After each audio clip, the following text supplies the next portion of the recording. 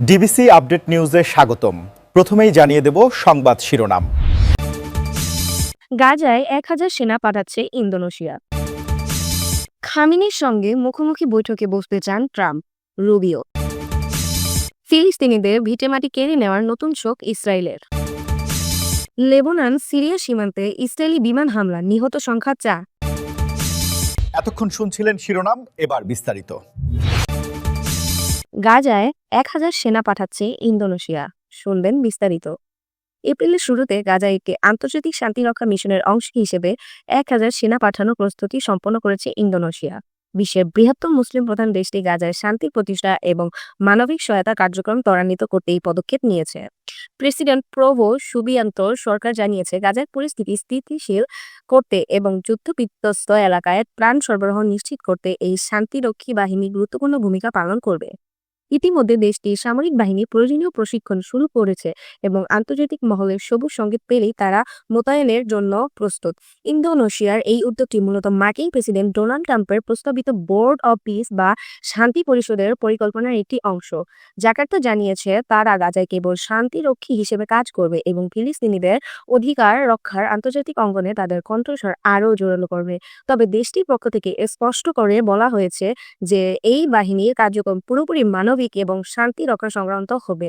তুরস্ক ও পাকিস্তানের মতো অন্যান্য মুসলিম দেশগুলো এই ধরনের বাহিনীতে যোগ দেওয়ার বিষয়ে চিন্তা ভাবনা করছে, যা মধ্যপ্রাচ্যের চলমান সংকট নিরসনের একটি নতুন কূটনৈতিক মোড় হিসেবে দেখা যাচ্ছে।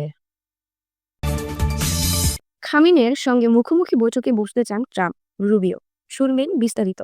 ইরানের সর্বোচ্চ ধর্মীয় নেতা আয়াতুল্লাহ আলী খামেনির সঙ্গে মুখোমুখি বৈঠক করতে চান যুক্তরাষ্ট্রের প্রেসিডেন্ট ডোনাল্ড ট্রাম্প। মার্কিন পররাষ্ট্রমন্ত্রী এবং প্রেসিডেন্ট ট্রাম্পের জাতীয় নিরাপত্তা উপদেষ্টা মার্কো রুবিও এ তথ্যে জানিয়েছেন। গতকাল মার্কিন সংবাদ মাধ্যম ব্লুমবার্গকে দেওয়া এক সাক্ষাৎকারে রুবিও বলেন, জাতি রাষ্ট্রগুলোর পরস্পরের সঙ্গে মিথস্ক্রিয়া করা প্রয়োজন। আমি এমন একজন প্রেসিডেন্টের নেতৃত্বাধীন প্রশাসনের কাজ করেছি, যিনি মানুষের সঙ্গে সাক্ষাৎ করতে, তাদের সঙ্গে কথা বলতে আগ্রহী। এক্ষেত্রে তার কোনো বাধা নেই। আমি আত্মবিশ্বাসের সঙ্গে বলতে পারি যে আগামীকাল যদি আয়াতুল্লাহ বলেন যে তিনি প্রেসিডেন্ট ট্রাম্পের সঙ্গে সাক্ষাৎ করতে চান, তাহলে প্রেসিডেন্ট তার সঙ্গে সাক্ষাৎ করবেন। তিনি আয়াতুল্লাহর সঙ্গে সব বিষয়ে একমত, এমনটা মনে করার কোনো কারণ নেই। তিনি সাক্ষাৎ করবেন কারণ তিনি মনে করেন এই পৃথিবীতে এভাবে বিভিন্ন সমস্যার সমাধান করতে হয়। সাক্ষাৎকারে রুবিও আরও জানিয়েছেন, ইরানকে কখনো পরমাণু শক্তি হওয়ার অনুমতি দেওয়া হবে না। এ ব্যাপারে যুক্তরাষ্ট্রের অবস্থান প্রথম দিকে স্পষ্ট। ব্লুমবার্গকে তিনি বলেন, ইরান পরমাণু অস্ত্রের অধিকারী হতে পারবে না। এ ব্যাপার যুক্তরাষ্ট্রের অবস্থান শুরু থেকে স্পষ্ট, কারণ ইরানের হাতে পরমাণু বোমা এলে তা মধ্যপ্রাচ্যের আঞ্চলিক এবং সমগ্র বিশ্বের শান্তি ও নিরাপত্তাকে বিঘ্ন ঘটাবে। এর বাইরে ইরানের সঙ্গে আমাদের যেসব ইস্যু আছে সেগুলো আমরা কূটনৈতিক পন্থায় মিটিয়ে ফেলতে পারি। উল্লেখ্য, ইরানের পরমাণু প্রকল্প নিয়ে প্রায় দুযুগ ধরে তেহরানের সঙ্গে উত্তেজনা চলছে ওয়াশিংটনের। ২০১৬ সালে ডোনাল্ড ট্রাম্প প্রথম মেয়াদে যুক্তরাষ্ট্রের প্রেসিডেন্ট নির্বাচিত হওয়ার পর এই উত্তেজনা বাড়তে থাকে। ২০২৪ সালের দ্বিতীয় মেয়াদে ট্রাম্প প্রেসিডেন্ট নির্বাচিত হওয়ার পর দুই দেশের মধ্যে উত্তেজনা আরও বেড়ে যায়। তার ধারাবাহিকতায় ২০২৫ সালের জুন মাসের ইরান ইসরায়েলের সংঘাতে জড়িয়ে পড়ে যুক্তরাষ্ট্র। সেই সময় তেহরানের বিরুদ্ধে অপারেশন মিডনাইট হামলার পরিচালনা করেছিলেন মার্কিন সেনাবাহিনী। তারপর থেকে যুদ্ধবিরতি চললেও দুই দেশের কূটনৈতিক সম্পর্ক স্বাভাবিক হওয়ার পর্যায়ে নেই এখনো। এর মধ্যে গত ডিসেম্বরের ইরান ব্যাপক মাত্রায় সরকারি বিরোধী বিক্ষোভ শুরু হওয়ার পর ফের যুক্তরাষ্ট্রের সঙ্গে উত্তেজনা বাড়তে থাকে। ইরানে ক্ষমতাসীন ইসলামিক প্রজাতন্ত্রী সরকার নিষ্ঠুরভাবে বিক্ষোভ দমন করা শুরু করার পর ট্রাম্প ইরানে সামরিক অভিযানের হুমকি দিয়েছিলেন। তবে শেষ পর্যন্ত গত জানুয়ারি মাসে বিক্ষোভ শান্ত হয়েছে ইরানে। ট্রাম্পও আর অভিযানের নির্দেশ দেননি, কিন্তু বিক্ষোভ প্রশমনের প্রায় পরপরই গত জানুয়ারির মাঝামাঝি আরব সাগরের মধ্যপ্রাচ্য অংশে নিজেদের বিশাল আকৃতির বিমানবাহী যুদ্ধজাহাজ ইউএসএস আব্রাহাম লিঙ্কন সহ বেশ কয়েকটি রণতরী মোতায়েন করে যুক্তরাষ্ট্র। বর্তমানে আরব সাগর, লোহিত সাগর, পারস্য উপসাগর ও হরমুজ প্রণালীতে যুক্তরাষ্ট্রের ৫টি বিমানবাহী যুদ্ধজাহাজ এবং শত শত রণতরী টহল দিয়ে বেড়াচ্ছে। গত ২ সপ্তাহ ধরে ওমানের রাজধানী মাস্কাটে সংলাপে বলেছেন ইরান ও ওয়াশিংটনের সরাসরি প্রতিনিধিরা। বৈঠকে চলা সত্ত্বেও কেন মধ্যপ্রাচ্যের জলসীমার মার্কিন যুদ্ধজাহাজ টহল দিয়ে বেড়াচ্ছে, এই সংক্রান্ত এক প্রশ্নের উত্তরে রুবিও বলেছেন, অতীতে আমেরিকার স্বার্থের উপর একাধিকবার আঘাত করেছে ইরান। এই বিষয়টি মাথায় রেখেই সেনার সংখ্যা বৃদ্ধি করা হয়েছে। লেবানন সিরিয়া সীমান্তে ইসরায়েলি বিমান হামলা, নিহত সংখ্যা ৪। শুনবেন বিস্তারিত। লেবানন সিরিয়া সীমান্তের কাছে একটি গাড়িতে চালানো ইসরায়েলি বিমান হামলায় অন্তত 4 জন নিহত হয়েছেন। সোমবার 16 ফেব্রুয়ারি ভোরে হামলা চালানো হয় বলে এক বিবৃতিতে এ তথ্য জানিয়েছে লেবাননের স্বাস্থ্য মন্ত্রণালয়। লেবাননের রাষ্ট্রীয় বার্তা সংস্থা জানিয়েছে নিহতদের একজন সিরীয় নাগরিক খালেদ মোহাম্মদ আল আহমদ। এদিকে ইসরায়েলি সামরিক বাহিনী এই হামলার কথা স্বীকার করেছে। সামাজিক যোগাযোগ মাধ্যমে এক্সে দেওয়া এক পোস্টে তারা দাবি করেছে লেবাননে ফিলিস্তিনি ইসলামিক জিহাদ পিআইজে এর সদস্যদের লক্ষ্য করে হামলা চালানো হয়েছে। তবে এই দাবির পক্ষে কোনো প্রমাণ দেয়নি তারা।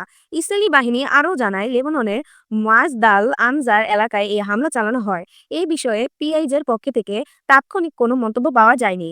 পিআইজে হলো দখলকৃত ফিলিস্তিনি ভূখণ্ড ভিত্তিক একটি সশস্ত্র গোষ্ঠী যারা গাজায় হামাসের সঙ্গে মিলে একটি স্বাধীন ফিলিস্তিনি রাষ্ট্র প্রতিষ্ঠার লক্ষ্যে লড়াই করেছে। তারা লেবাননের সশস্ত্র গোষ্ঠী হিজবুল্লাহর মিত্র। 2023 সালে গাজায় ইসরায়েলি যুদ্ধ শুরুর পর ফিলিস্তিনিদের সমর্থনে হিজবুল্লাহ উত্তর ইসরায়েলে হামলা শুরু করে। 2024 সালের নভেম্বরে ইসরায়েল ও হিজবুল্লাহ যুদ্ধবিরতিতে সম্মত হলেও যুক্তরাষ্ট্রের মধ্যস্থতায় হওয়া এই সমঝোতা সত্ত্বেও ইসরায়েলি বাহিনী লেবাননে প্রায় প্রতিদিনই হামলা চালিয়ে যাচ্ছে।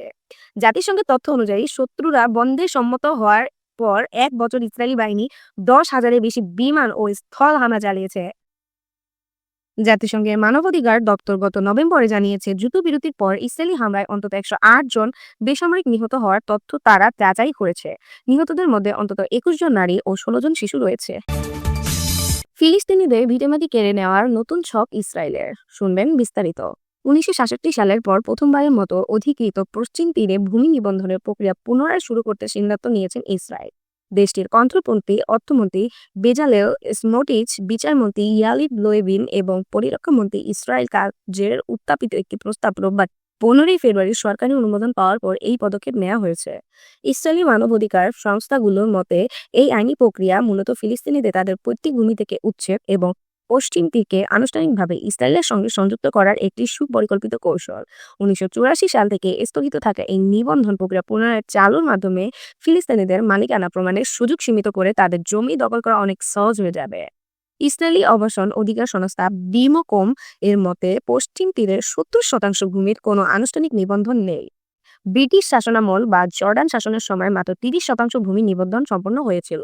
বর্তমান ইসরায়েলি সরকার এখন ফিলিস্তিনিদের কাছ থেকে এমন সব নথিপত্র দাবি করেছে যা সংগ্রহ করা তাদের প্রায় অসম্ভব। অনেক ফিলিস্তিনি পরিবার যুদ্ধের সময় বস্তুচ্যুত হওয়ার বা যুগের পর যুগ ধরে বংশ পরম্পরায় ভূমি ব্যবহার করায় তাদের কাছে কোনো দাপ্তরিক কাগজ নেই। ফলে প্রমাণের অভাব এই বিশাল পরিমাণ ভূখণ্ড ডিফল্টভাবে ইসরায়েলি রাষ্ট্রের মালিকানাধীন হয়ে যাবে। এর আগে অধিকৃত পূর্ব জেরুজালেমে 2018 থেকে 2024 সালের মধ্যে ওই ধরনের ভূমি নিবন্ধন প্রক্রিয়া চালানো হয়েছিল। সেখানে দেখা গেছে নিবন্ধিত জমির মাত্র 1% ফিলিস্তিনিদের নামে হয়েছে, আর বাকি 99%ই ইসরায়েলি রাষ্ট্র বা ব্যক্তিগত মালিকদের দখলে চলে গেছে। ইসরায়েলি বসতি বিরোধী সংগঠন পিস নাই এই প্রক্রিয়াকে ফিলিস্তিনি ভূখণ্ডের পূর্ণ দখলদারিত্ব হিসেবে আখ্যায়িত করেছে। আন্তর্জাতিক বিচার আদালত 2024 সালে এক রুলে জানিয়েছিল ইসরায়েলের এই ধরনের ভূমি বাজেয়াপ্তকরণ এবং জনসংখ্যা স্থানান্তর সম্পূর্ণ অবৈধ।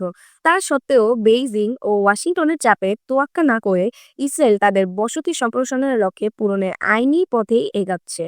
ইসরায়েলের সুপ্রিম কোর্ট এই নিবন্ধন প্রক্রিয়ার বিরুদ্ধে মানবাধিকার সংস্থাগুলো করা একটি আবেদন গত মাসে খারিজ করে দিয়েছে। আদালত জানিয়েছে সরকারের এই সিদ্ধান্ত বাস্তবায়নের আগে এ নিয়ে কোনো রুল জারি করা আঘাতজনক হবে। বিশেষজ্ঞরা মনে করছেন এই ব্যবস্থার মাধ্যমে ফিলিস্তিনিদের অত্যন্ত ছোট একটি এলাকা সীমাবদ্ধ করে ফেলা হচ্ছে, যা আন্তর্জাতিক আইনের চরম লঙ্ঘন এবং দীর্ঘমেয়াদী সংকেতের আরও উস্কে দেবে।